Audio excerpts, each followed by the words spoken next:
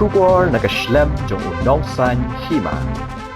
Sailum Ïalong kelara ikanam Lahduh Haka Lympung Ïalehkai First Division Football Tournament kebelatip kum ketent Charterster Karkongor Memorial Trophy belapeniat di West Gentia District Sports Association akiang nangbak stadium makasi satjan. Ya kini ke Lympung Ïalehkai lawan menpenha perda diukun jong ulid bak Charterster Karkongor ubak finally pariat General Secretary ke Meghalaya State Olympic Association bat ubalong ru Associated Vice President jong ke Athletics Federation of India agajing don lang UMLA ke Jawai ubak wailat Miki Shella kidikot ke West Gentia District Sports Association bat kiwai ke Sailum Ïalong kalau job de shigol persya ya ke mukla raj bat kene ke shigol kalawan haga extra time haga minute ke ba shispak kendai ya kene ke gol atap da udaruhi pale ke belabiang pura ya ke Sailum Ïalong banra ya ke nam Lahduh udaruhi pale ula khurru ika kusnam top scorer hadin bola thep shipau gol hagane ke Lympung Ïalehkai ya ke kusnam best goalkeeper layo da udamang bahar mbai man of the match da ubashan bor pale but kanam player of the tournament da umeba kansai pale borok kini kilaingut kidena ke kenhon Ïalehkai jong ke Sailum Ïalong haka ayom Ïalehkai ke banwan ke Sailum Ïalong bat ke mukla raj kini Ïalehkai no haka kerdan super division.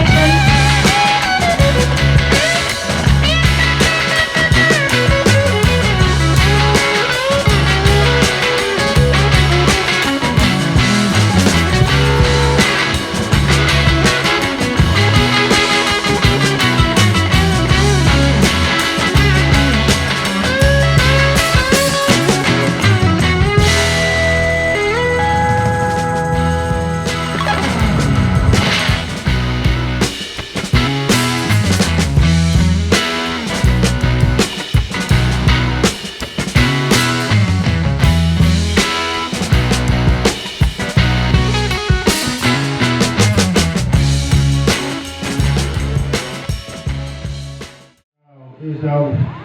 mu yang West Gentia District Sportsman orang pernah mengasnya mereka jinsa kan mo yang pagi dan nakaya kayu kublai bi sibon namarwa dale bi kam penembrom yang pagi dan nakaya yang tiga mujungnya dua rakyat tu pergi nak pulau ro tentang ma kemen pulau empat orang kian nak kemo lah kemen ida juga nanti caca koi kata ni orang ajak untuk main football ini nakaya yang MSA lah jo ikut lagi tu amah tu bukan ini wah ye pengku bukan storm kami yo pesai lah tan namda jenisnya sok insin dia tidur kita yang di kaman pengku ke sport